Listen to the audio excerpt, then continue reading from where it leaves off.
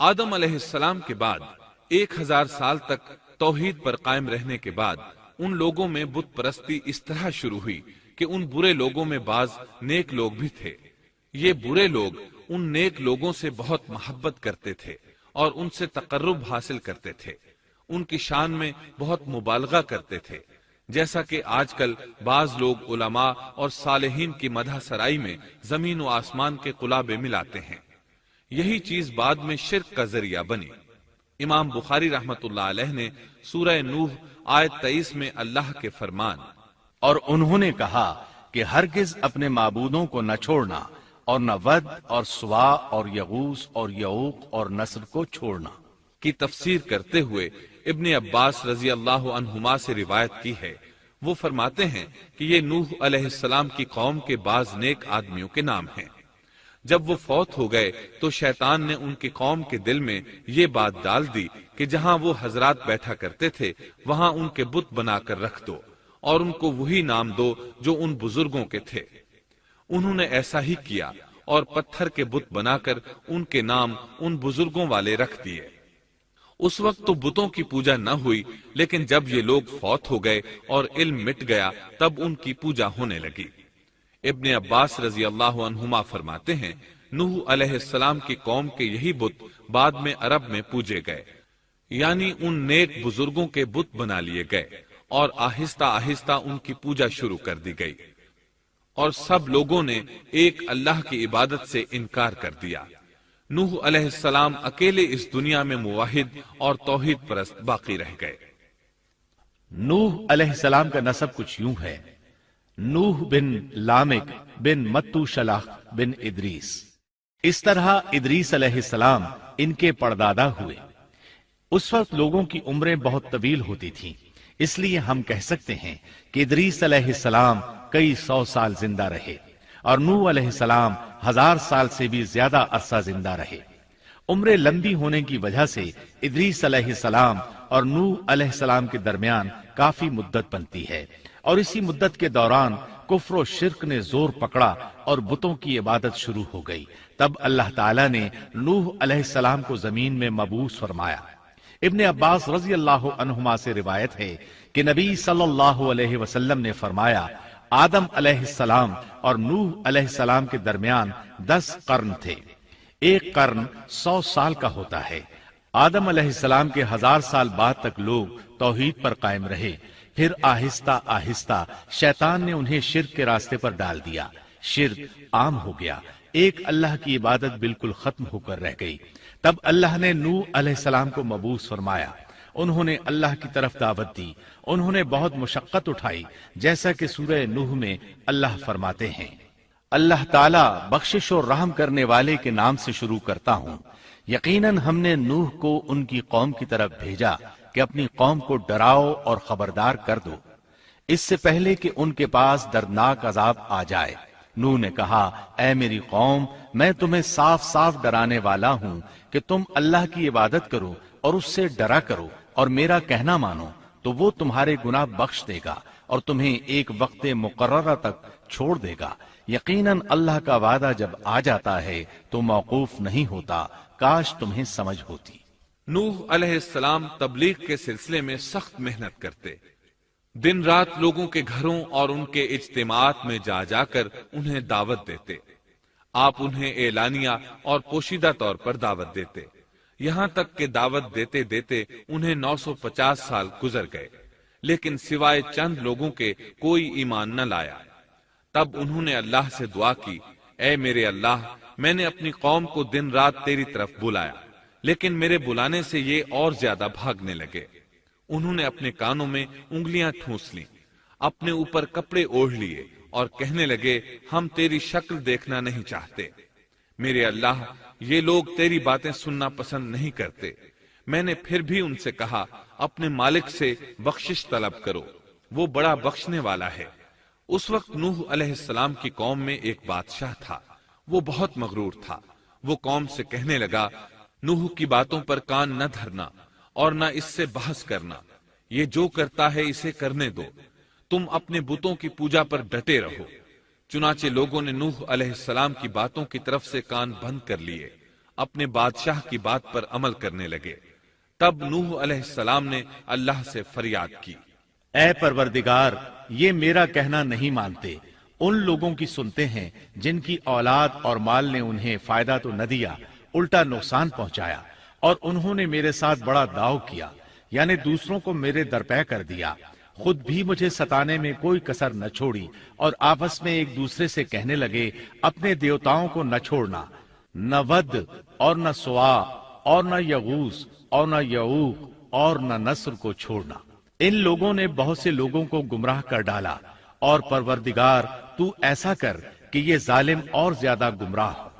इस तरह नूह अलैहिस्सलाम ने 950 साल दिन रात लोगों को अल्लाह की तरफ बुलाया, लेकिन इतने तवील अरसा में सिर्फ 80 के करीब लोग मुसलमान हुए, और उन ईमानदारों की अक्सरियत फुकरा, मसाकीन, नातवा और गुलाम किस्म के लोगों पर मुश्तमिल थी, जिनकी मुआशरे में कोई हैसियत नहीं होती।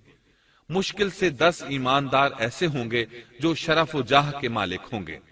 चुनाचे नूह अलैहिस्सलाम के मगरूर सरदारों ने जब इस सूरत हाल को देखा तो इकट्ठे होकर नूह अलैहिस्सलाम के पास आए और कहने लगे, ए नूह, हम चाहते हैं तेरी बातें सुने और लोगों को भी तेरी बातें सुनने की तरगीब दें और सब तुझ पर ईमान ले आए, लेकिन इससे पहले हमारी एक शर्त है, ये कि आपके हलके में जो ये जलील और हकीर लोग आ गए हैं, इन्हें धक्के देकर अपने पास से निकाल दे, इसलिए कि हम अपनी कौम के सरदार, चौधरी और मकाम व मर्तबे वाले लोग हैं, इसलिए हम इन फकीर लोगों के पास नहीं बैठ सकते।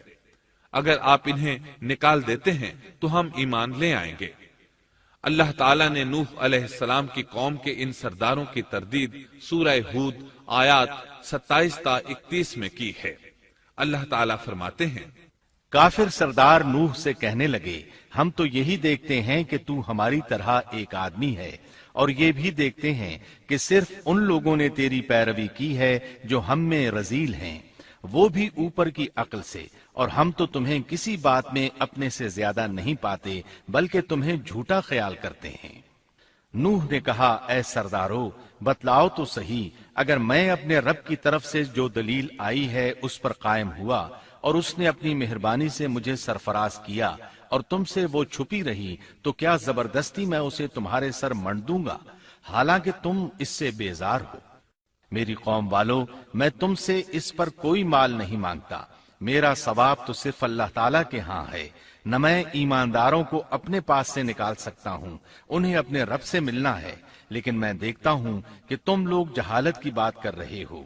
मेरी कौम के लोगों, अगर मैं इन मोमिनों को अपने पास से निकाल दूं तो अल्लाह के मुकाबले में मेरी मदद कौन कर सकता है? क्या तुम कुछ भी गौर व फिक्र नहीं करते? मैं तुमसे ये नहीं कहता कि मेरे पास अल्लाह के खजाने हैं और मैं गैब का इल्म भी नहीं रखता, न मैं ये कहता हूँ कि मैं कोई फरिश्ता हूँ, न मेरा ये कौल है कि जिन पर तुम्हारी निगाहें जिल्लत से पड़ रही हैं, अल्लाह ताला उन्हें कोई नेमत देगा ही नहीं।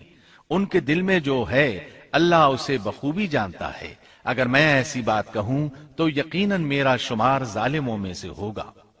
इस पर नूह अलैहिस्सलाम की कौम और अकड़ गई और वो कहने लगे, ए नूह, बस बहुत हो गया, तूने हमें बहुत डरा धमका दिया।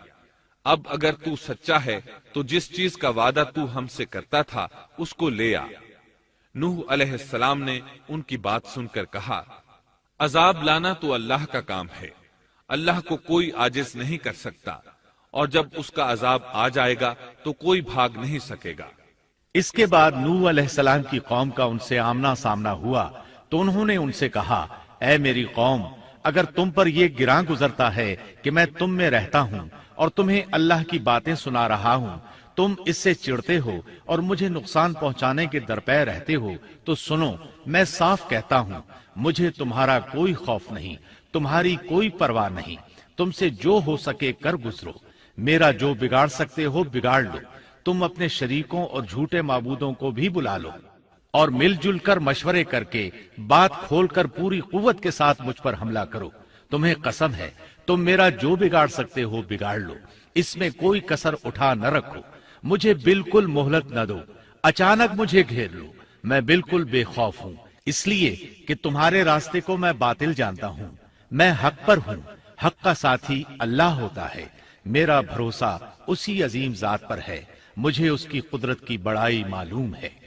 نوح علیہ السلام نے واضح الفاظ میں اپنی قوم کو چیلنج دیا، لیکن کسی میں طاقت نہ ہوئی کہ وہ نوح علیہ السلام کا مقابلہ کر سکے۔ چنانچہ کہنے لگے، اسے چھوڑ دو، یہ مجنون اور بے وقوف ہے، نعوذ باللہ۔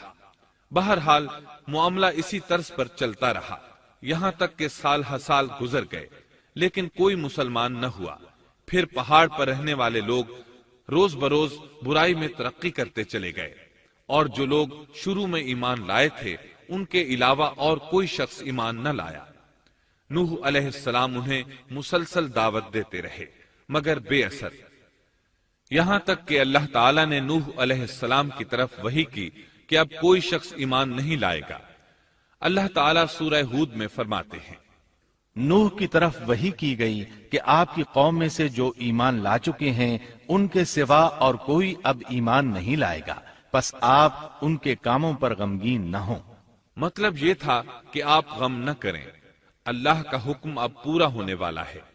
غور فرمائیں، نوح علیہ السلام کے جذبے کو دیکھیے، مسلسل 950 سال تک دعوت دیتے رہے، لوگ انہیں جھٹلاتے رہے، لیکن پھر بھی ان سے نا امید نہ ہوئے۔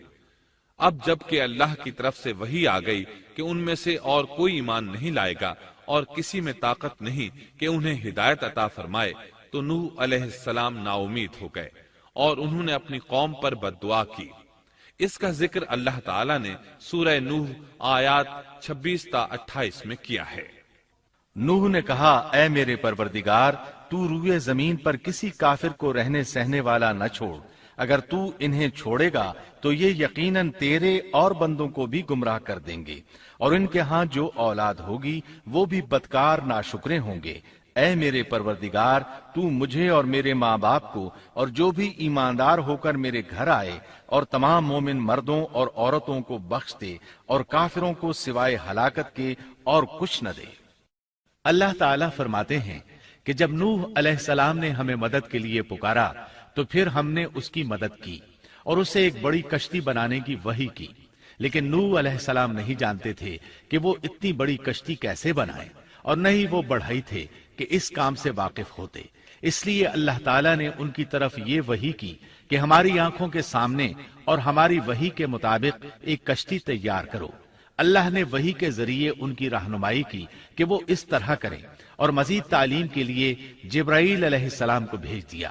وہ انہیں بتلاتے گئے کہ اس طرح کشتی تیار کرو۔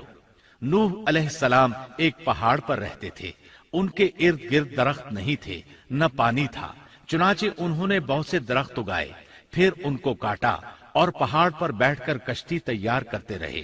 آپ بڑے بڑے تختے بناتے اور لوہا لاتے اور ان سے کیل تیار کرتے، پھر ان کیلوں کو تختوں میں ٹھوکتے، آپس میں ان تختوں کو ملاتے، یہاں تک کہ ایک بہت بڑی مضبوط اور دیو ہیکل کشتی تیار ہو گئی۔ ایک روایت کے مطابق نوح علیہ السلام نے اس کو 100 سال میں تیار کیا۔ یہ تھی وہ کشتی جسے نوح علیہ السلام نے اللہ کی ہدایت کے مطابق تیار کیا تھا۔ سورۃ القمر آیت 13 میں ارشاد ہوتا ہے، اور ہم نے نوح کو اس کشتی میں سوار کیا جو تختوں اور کیلوں سے بنی ہوئی تھی۔ نوح علیہ السلام نے دعوت کا کام چھوڑ دیا اور کشتی بنانے لگے۔ وہ لوگ جب انہیں کشتی بناتے دیکھتے تو ان کا مذاق اڑاتے، کہتے، نوح پہلے تو نبی تھا، اب بڑھئی بن گیا۔ مزید کہتے، یہ کیسا مجنون ہے کہ پہاڑ پر کشتی بنا رہا ہے، تعجب ہے اس پر۔ اللہ نے ان کافروں کے مذاق کا ذکر سورہ ہود آیات 38 اور 39 میں کیا ہے۔ نوح کشتی بنانے لگے، اس کی قوم کی جو جماعت اس کے پاس سے گزرتی وہ اس کا مذاق اڑاتی۔ وہ کہتے، اگر تم ہمارا مذاق اڑاتے ہو تو ہم بھی تم پر ایک دن ہنسیں گے جیسے تم مسخرہ پن کر رہے ہو۔ تمہیں بہت جلد معلوم ہو جائے گا کہ کس پر عذاب آتا ہے، جو اسے رسوا کرے اور اس پر ہمیشہ کا عذاب اتر آئے۔ اس کشتی کا حلیہ ابن عباس رضی اللہ عنہما سے ایک روایت میں یوں آیا ہے۔ وہ بیان کرتے ہیں کہ نوح علیہ السلام نے پہاڑ پر ایک کشتی تیار کی اور اسے تارکول سے لت پت کیا۔ اسی وقت سے تارکول کا ظہور ہوا۔ اس کشتی کا طول 300 گز، اونچائی 30 گز اور عرض 50 گز تھا۔ ایک اندازے کے مطابق اس کا طول 1 کلومیٹر سے زیادہ تھا، اور اس کی بلندی اور گہرائی کے بارے میں کہا گیا ہے کہ 30 ہاتھ تھی، اور یہ کشتی عام کشتیوں کی طرح اوپر سے کھلی ہوئی نہیں تھی، بلکہ جس طرح اس کو نیچے سے بند کیا گیا تھا اسی طرح اوپر سے بھی بند کیا گیا تھا، تاکہ اوپر سے جو بارش برسے وہ انہیں نقصان نہ دے، اور جس طرح نیچے والے غرق ہونے سے محفوظ رہیں اسی طرح اوپر والے بھی محفوظ رہیں۔ گویا وہ ایک گیند کی مانند تھی۔ اس میں الگ الگ 3 درجے بنائے گئے تھے، ہر درجے میں ایک دروازہ تھا، اور یہ 3 دروازے اس طرح تھے کہ ہر دروازے کے اوپر ایک دروازہ تھا۔ یہ اس کشتی کا حلیہ تھا، جس کے راوی ابن عباس رضی اللہ عنہما ہیں۔ یہ کشتی آج بھی موجود ہے۔ اللہ تعالیٰ نے اس کشتی کو بطور عبرت اور نشانی کے باقی رکھا ہے، جیسا کہ اللہ تعالیٰ فرماتے ہیں، اور بے شک ہم نے اس واقعے کو نشانی بنا کر باقی رکھا، پس ہے کوئی نصیحت حاصل کرنے والا۔ اس صدی میں علماء کے ایک گروہ نے اس کشتی کو ترکی کے ایک پہاڑ پر پا لیا ہے۔ اب وہ 2 ٹکڑوں میں تقسیم ہو چکی ہے۔ اس کا حلیہ وہی تھا جو بیان ہوا۔ اللہ کا فرمان سچا ثابت ہو گیا کہ ہم نے اس کو نشانی بنا کر باقی رکھا ہے۔ اس کے بعد طوفان آیا۔ اللہ تعالیٰ نے نوح علیہ السلام کو اس طوفان کے ظہور کی ایک نشانی اور علامت بتلائی تھی۔ نوح علیہ السلام کے گھر میں ایک تنور تھا۔ اللہ نے فرمایا، جب یہ تنور جوش مارنے لگے اور پانی اس سے ابلنے لگے تو سمجھ لینا اللہ کا وعدہ آ گیا۔ چنانچہ اس وقت مومنوں کو اور اپنے اہل و عیال کو اور زمین پر بسنے والے تمام جانوروں کا جوڑا جوڑا اس کشتی میں سوار کر لینا۔ تنور سے کیا مراد ہے، اس کے متعلق مفسرین میں اختلاف ہے۔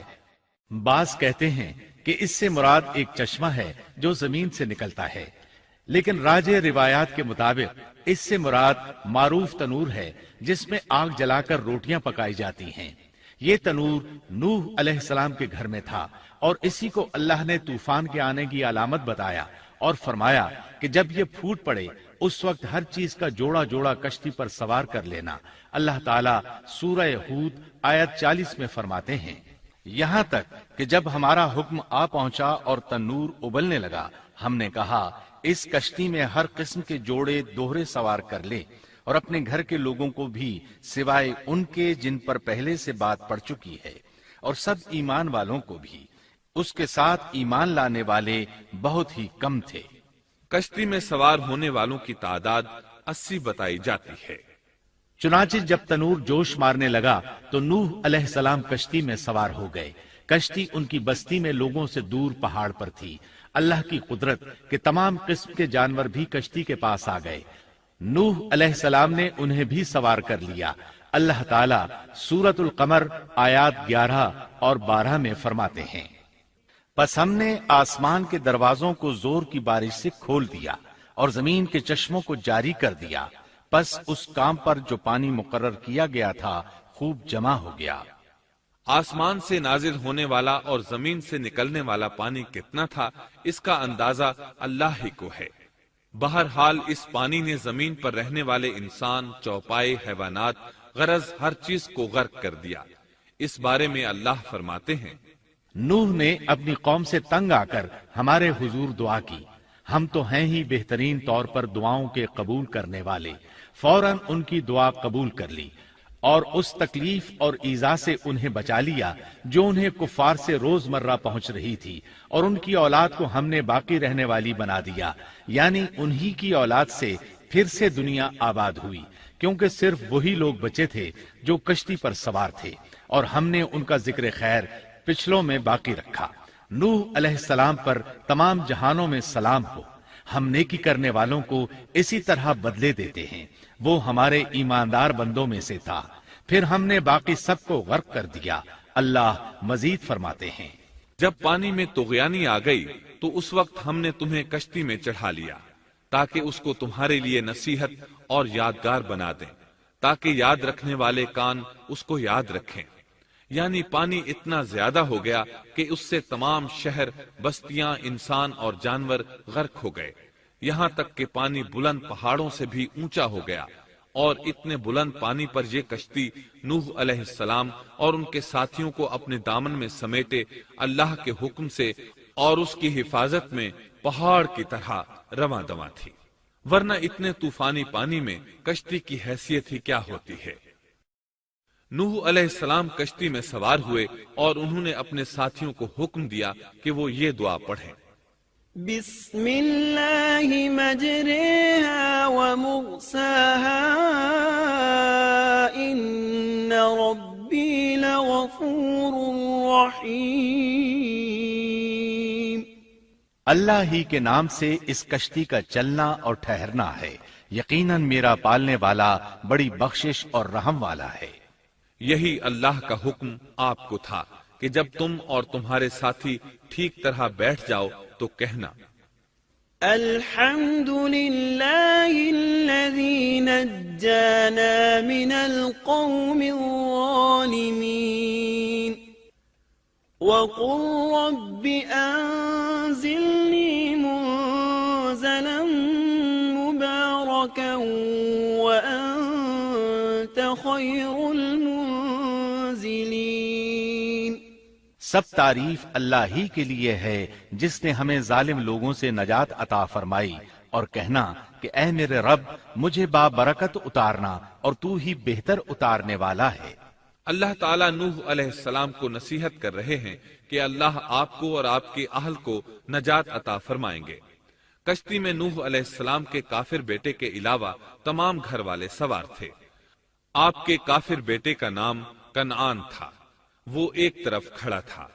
نوح علیہ السلام نے اسے پکارا، میرے بیٹے اس کشتی میں آ جا اور کافروں کا ساتھی نہ بن، لیکن اس بدبخت نے کہا، میں ابھی کسی پہاڑ کی چوٹی پر پناہ لے لوں گا جو مجھے اس پانی سے بچائے گی۔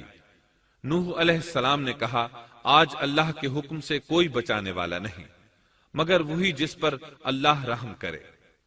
باپ اور بیٹے کے درمیان یہ گفتگو جاری تھی کہ ایک طوفانی موج نے اسے اپنی زد میں لے لیا اور اسے غرق کر دیا۔ نوح علیہ السلام سے اللہ نے وعدہ کر رکھا تھا کہ اللہ تعالیٰ اس کے اہل کو نجات عطا فرمائے گا۔ چنانچہ جب آپ کی آنکھوں کے سامنے آپ کا بیٹا غرق ہو گیا تو وہ پکار اٹھے، اے اللہ، میرا بیٹا میرے گھر والوں میں سے تھا اور تو نے مجھ سے وعدہ کیا تھا کہ میرے گھر والوں کو نجات عطا فرمائے گا، اور تو تمام حاکموں سے بہتر حاکم ہے، لہذا ناممکن ہے کہ تیرا وعدہ پورا نہ ہو۔ واضح ہو کہ نوح علیہ السلام کا اپنے بیٹے کے بارے میں بات کرنا بطور استفسار تھا، بطور بحث نہیں تھا۔ آپ وضاحت چاہتے تھے۔ اللہ تعالیٰ نے فرمایا، اے نوح، وہ تیرے اہل سے نہیں تھا کیونکہ وہ کافر تھا۔ کفر نسب کو ختم کر دیتا ہے۔ ایک مومن کا دوسرے مومن سے تعلق ایک مسلمان بھائی کے کافر بھائی سے تعلق سے زیادہ بڑا ہے، اور حقیقی اخوت وہ ہے جس کی بنیاد ایمان پر ہو۔ کفر تو نسبی تعلق کو کاٹ دیتا ہے، اس لیے اللہ نے یہ نہیں فرمایا کہ وہ کافر ہے، بلکہ یہ فرمایا کہ وہ تیرے اہل سے نہیں ہے۔ ہمارے لیے بھی یہی حکم ہے، کسی مومن کا کافر کے ساتھ رشتہ نہیں ہو سکتا۔ اس کے ساتھ اللہ نے نوح علیہ السلام کو نصیحت فرمائی کہ آپ ہرگز وہ چیز نہ مانگیں جس کا آپ کو مطلقاً علم ہی نہ ہو، اور ہم آپ کو نصیحت کرتے ہیں کہ جاہلوں میں اپنا شمار کرانے سے باز رہیں۔ جب نوح علیہ السلام یہ بات جان گئے کہ ان کا سوال واقعے کے مطابق نہیں تھا تو فوراً اس سے رجوع کر لیا اور اللہ تعالیٰ سے اس کی رحمت اور مغفرت کے طالب ہوئے۔ اس موقع پر انہوں نے دعا کی۔ نوح علیہ السلام نے کہا، اے میرے پروردگار، میں تیری ہی پناہ چاہتا ہوں اس بات سے کہ تجھ سے وہ مانگوں جس کا مجھے علم ہی نہ ہو۔ اگر تو مجھے نہ بخشے گا اور تو مجھ پر رحم نہیں کرے گا تو میں خرابی والوں میں ہو جاؤں گا۔ یہ دعا انہوں نے مانگی۔ اپنے بیٹے کے متعلق سوال کے علاوہ نوح علیہ السلام نے اللہ تعالیٰ کی کوئی نافرمانی نہیں کی اور نہ اپنے نفس پر کسی نافرمانی کو شمار کیا۔ کشتی نوح علیہ السلام اور ان کے ساتھیوں کو لیے پانی کی موجوں پر بلند ہو رہی تھی، اور زمین پر موجود ہر چیز، انسان، حیوانات، چوپائے، پرندے غرق ہو چکے تھے۔ ان میں کوئی بھی باقی نہیں بچا تھا۔ اگر کوئی زندہ بچا تھا تو کشتی والے۔ ابن عباس رضی اللہ عنہما سے روایت ہے کہ نوح علیہ السلام اور ان کے ساتھی 6 ماہ کشتی میں رہے اور بعض روایات میں یہ بھی ہے کہ وہ محرم کی 10 تاریخ کو کشتی سے نیچے اترے۔ آخر اللہ کے حکم سے طوفان رک گیا۔ اللہ نے زمین کو حکم دیا کہ وہ تمام پانی کو نگل جائے۔ زمین نے سارا پانی نگل لیا، زمین خشک ہو گئی۔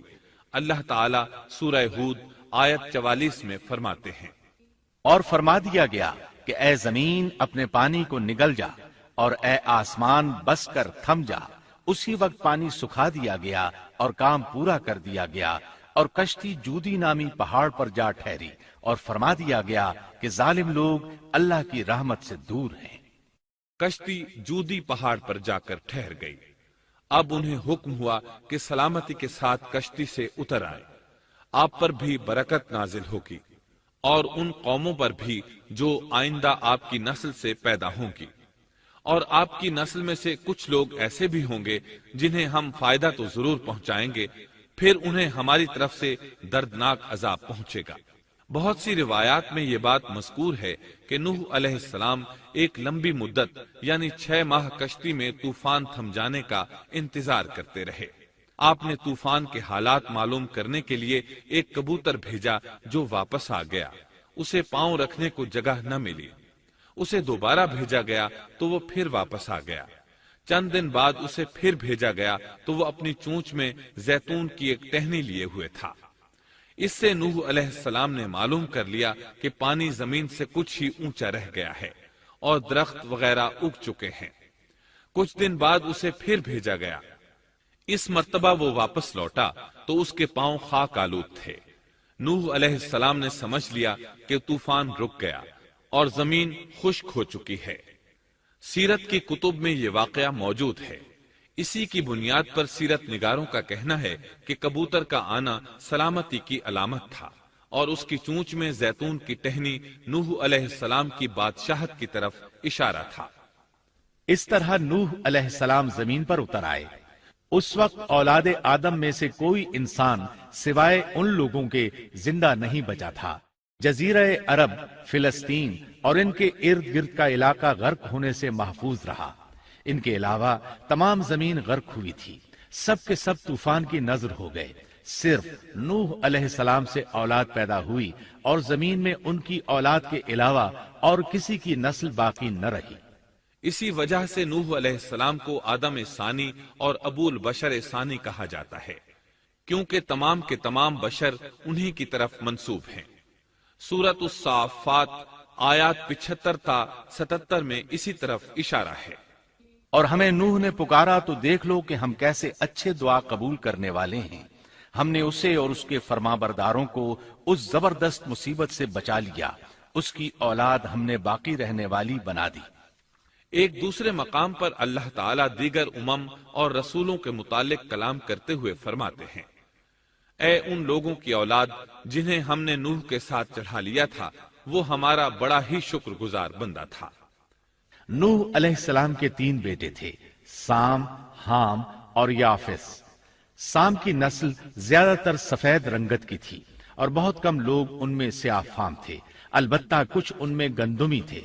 حام کی اولاد کی اکثریت سیاہ فام تھی، ان میں بہت کم لوگ سفید رنگ کے تھے، اور یافس کی اولاد سرخی مائل رنگ کی تھی۔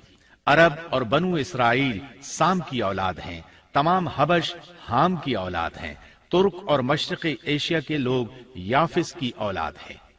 طوفان کے بعد نوح علیہ السلام اللہ کے بندوں میں 350 سال تک زندہ رہے، اور وہ اللہ کے قول عبدن شکورن کے مصداق تھے۔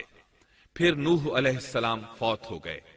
راجح ترین روایات کے مطابق آپ مکہ میں دفن ہوئے۔ ایک دوسری روایت کے مطابق آپ لبنان میں دفن ہوئے۔